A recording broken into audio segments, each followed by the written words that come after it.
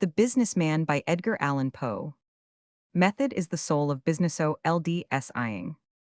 I am a businessman, I am a methodical man. Method is the thing after all, but there are no people I more heartily despise than your eccentric fools who prate about method, without understanding it, attending strictly to its letter, and violating its spirit. These fellows are always doing the most out-of-the-way things in what they call an orderly manner. Now here I conceive is a positive paradox. True method appertains to the ordinary and the obvious alone, and cannot be applied to the outre. What definite idea can a body attach to such expressions as methodical, Jack O' dandy, or systematical, Will O' the wisp? My notions upon this head might not have been so clear as they are, but for a fortunate accident which happened to me when I was a very little boy. A good-hearted old Irish nurse, whom I shall not forget in my will, took me up one day by the heels when I was making more noise than was necessary, and, swinging me round 2 or 3 times, dd my eyes for a squeaking little spalpeen, and then knocked my head into a cocked hat against the bedpost. This, I say, decided my fate, and made my fortune. A bump arose at once on my sincipit, and turned out to be as pretty an organ of order as one shall see on a summer's day. Hence that positive appetite for system and regularity, which has made me the distinguished man of business that I am. If there is anything on earth I hate, it is a genius. Your geniuses are all errant. Assessed greater the genius, the greater the assent to this rule. There is no exception whatever. Especially you cannot make a man of business out of a genius, any more than money out of a Jew, or the best nutmegs out of pine nuts.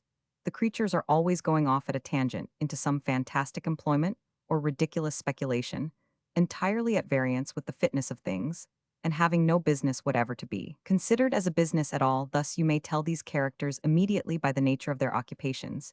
If you ever perceive a man setting up as a merchant or a manufacturer, or going into the cotton or tobacco trade, or any of those eccentric pursuits, or getting to be a dry goods dealer or soapler, or something of that kind, or pretending to be a lawyer or a blacksmith or a physician-y thing out of the usual way, you may set him down at once as a genius.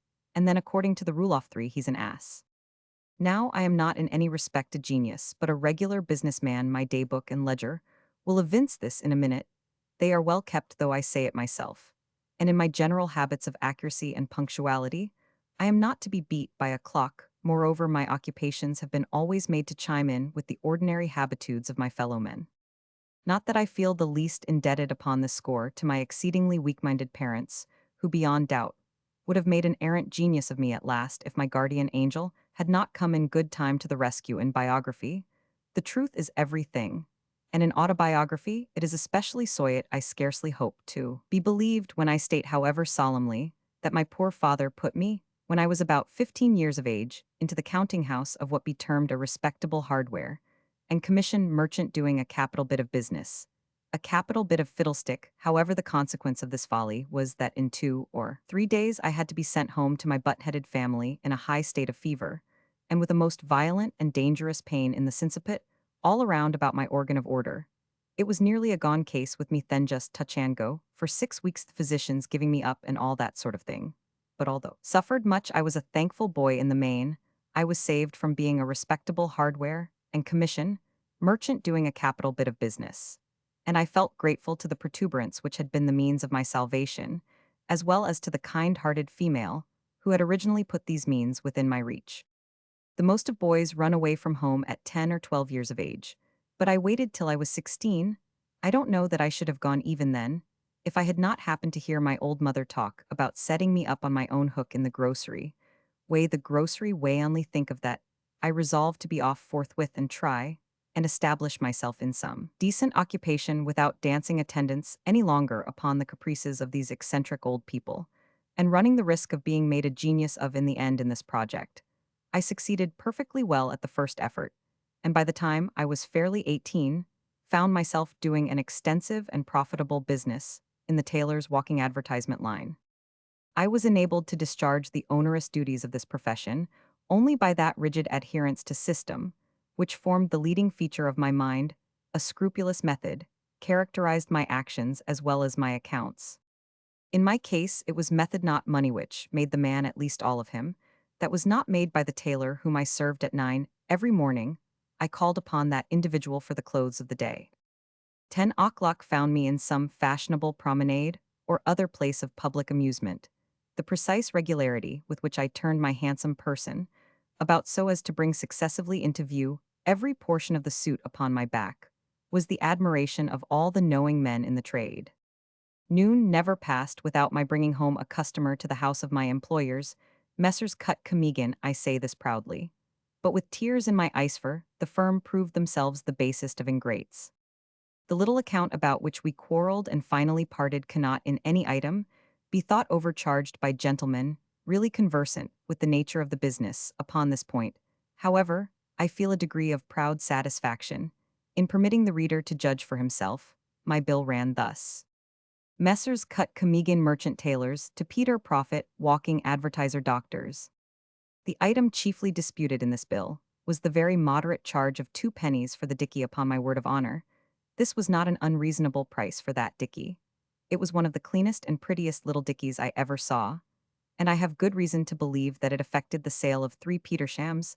The elder partner of the firm, however, would allow me only 1 penny of the charge, and took it upon himself to show in what manner 4 of the same sized conveniences could be got out of a sheet of foolscap. But it is needless to say that I stood upon the principle of the thing business is business, and should be done in a business way. There was no system whatever in swindling me out of a penya clear fraud of 50%, no method. In any respect, I left at once the employment of Messrs. Cut Comedian, and set up in the eyesore line, by phone of the most lucrative, respectable, and independent of the ordinary occupations. My strict integrity economy and rigorous business habits here again came into play. I found myself driving a flourishing trade, and soon became a marked man upon change.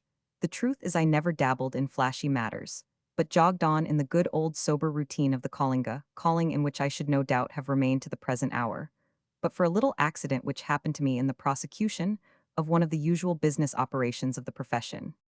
Whenever a rich old hunks or prodigal heir or bankrupt corporation gets into the notion of putting up a palace, there is no such thing in the world as stopping either of them, and this every intelligent person knows. The fact in question is indeed the basis of the eyesore trade, as soon therefore as a building project is fairly afoot by one of these parties. We merchants secure a nice corner of the lot in contemplation, or a prime little situation, just adjoining or tight in front. This done, we wait until the palace is halfway up, and then we pay some tasty architect to run us up an ornamental mud hovel right against it, or a downeast or Dutch pagoda, or a pigsty, or an ingenious little bit of fancy work, either Esquimau Kickapoo or Hottentot. Of course, we can't afford to take these structures down under a bonus of 500% upon the prime cost of our lot. And plaster can we? I ask the question. I ask it of businessmen. It would be irrational to suppose that we can, and yet there was a rascally corporation which asked me to do this very thing. I did not reply to their absurd proposition, of course, but I felt it a duty to go that same night and lamp-black the whole of their palace. For this, the unreasonable villains clapped me into jail, and the gentlemen of the eyesore trade could not well avoid cutting my connection when I came out. The Saltan battery business, into which I was now forced to adventure for a livelihood, was somewhat adapted to the delicate nature of my constitution, but I went to work in it with a good heart, and found my account here as heretofore in those stern habits of methodical accuracy, which had been thumped into me by that delightful old nurse. I would indeed be the basest of men, not to remember her well in my will by observing, as I say, the strictest system in all my dealings, and keeping a well-regulated set of books. I was enabled to get over many serious difficulties, and in the end to establish myself very decently in the profession. The truth is that few individuals in any line did a snugger little business than Roman one. I will just copy a page or so out of my daybook, and this will save me the necessity of blowing my own trumpet, a contemptible practice, of which no high-minded man will be guilty. Now the daybook is a thing that don't lie. Jan 1 New Year's Day, met Snap in the street, groggy Memhel, do met Gruff shortly afterward, blind drunk Memhel answer 2. Entered both gentlemen in my ledger, and opened a running account with each. Jan 2 saw Snap at the exchange, and went up and trod on his toe. Doubled his fist, and knocked me down good. Get up again, some trifling difficulty with bag my attorney. I want the damages at 1,000. But he says that for so simple a knockdown, we can't lay them at more than 500. Must get rid of bag, no system at all. Jan 3 went to the theater to look for Gruff, saw him sitting in a side box in the second tier, between a fat lady and a lean one. Quizzed the whole party through an opera glass, till I saw the fat lady blush and whisper to G, went round then into the box, and put my nose within reach of his hand, wouldn't pull it, no go, blew it and tried. Again, no go, sat down then, and winked at the lean lady, when I had the high satisfaction of finding him lift me up by the nape of the neck, and fling me over into the pit, neck dislocated, and right leg capitally splintered, went home in high glee, drank a bottle of champagne, and booked the young man for 5,000 bags, says it'll do. Feb 15, compromised the case of Mr. Snap amount, entered in journal 50 cents, which see. Feb 16, cast by that ruffian Gruff, who made me a present of $5, costs of suit $4.25, net profitsy journal 7 to 5 cents. Now here is a clear gain in a very brief period of no less than $1.25. Thise is in the mere cases of Snap and Gruff, and I solemnly assure the reader that these extracts are taken at random from my day book.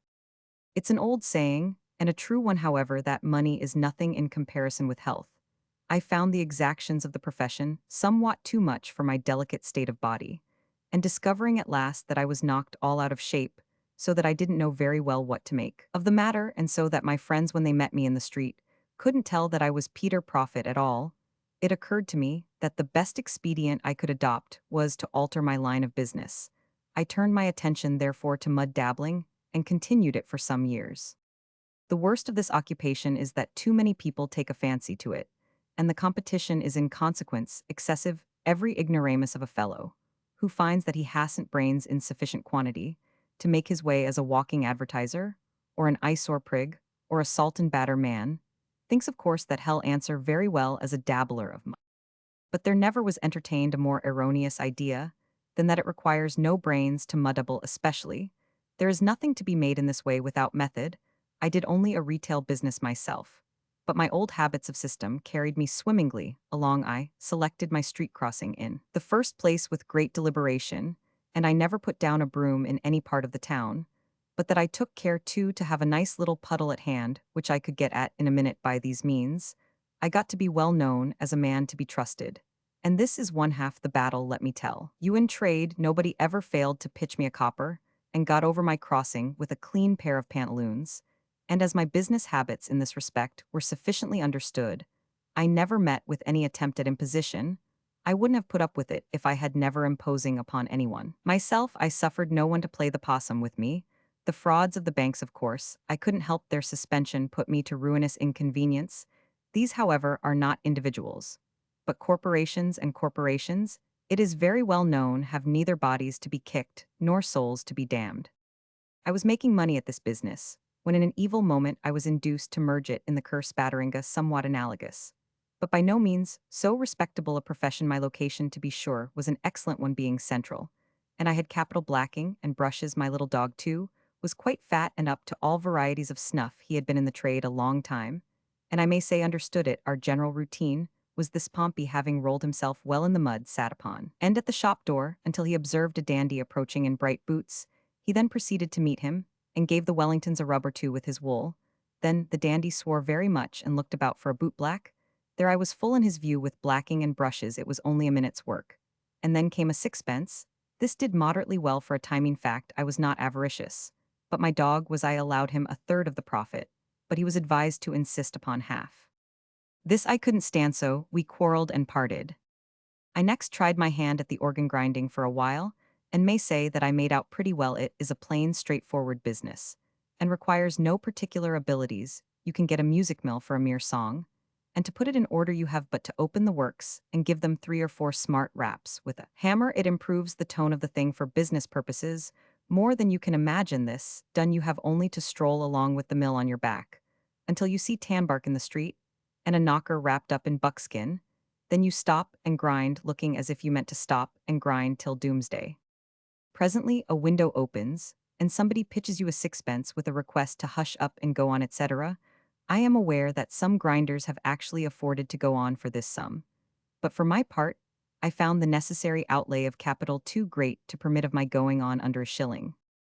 At this occupation I did a good deal, but somehow I was not quite satisfied, and so finally abandoned it. The truth is, I labored under the disadvantage of having no monkey, and American streets are so muddy, and a democratic rabble is so obtrusive, and so full of demnition, mischievous little boys. I was now out of employment for some months, but at length succeeded, by dint of great interest, in procuring a situation in the sham post. The duties here are simple and not altogether unprofitable. For example, every early in the morning, I had to make up my packet of sham letters. Upon the inside of each of these, I had to scrawl a few lines on any subject which occurred to me as sufficiently mysteriousing all the epistles Tom Dobson or Bobby Tompkins, or anything in that way, having folded and sealed all, and stamped them with sham postmarks New Orleans, Bengal, Botany Bay, or any other place. A great way off I set out forthwith upon my daily route. As if in a very great hurry, I always called at the big houses to deliver the letters and receive the postage. Nobody hesitates at paying for a letter, especially for a double one. People are such fools, and it was no trouble to get round a corner before there was time to open the epistles. The worst of this profession was that I had to walk so much and so fast and so frequently to vary my route. Besides, I had serious scruples of conscience. I can't bear to hear innocent individuals abused, and the way the whole town took to cursing Tom Dobson and Bobby Tompkins was really awful to hear. I washed my hands of the matter in disgust. My eighth and last speculation has been in the cat growing way. I have found that a most pleasant and lucrative business, and really no trouble at all. The country, it is well known, has become infested with cats, so much so of late that a petition for relief, most numerously and respectably signed, was brought before the legislature at its late memorable session. The assembly at this epoch was unusually well informed, and having passed many other wise and wholesome enactments, it crowned all with the Cat Act in its original form. This law offered a premium for cat heads fourpence apiece, but the Senate succeeded in amending the main clause so as to substitute the word tails for heads. This amendment was so obviously proper that the House concurred in it nem con. As soon as the governor had signed the bill, I invested my whole estate in the purchase of Toms and Tabbies. At first, I could only afford to feed them upon mice, which are cheap, but they fulfilled the scriptural injunction at so marvelous a rate that I at length considered it my best policy to be liberal, and so indulged them in oysters and turtle their tails at a legislative price. Now bring me in a good income, for I have discovered a way in which by means of macassar oil I can force 3 crops in a year.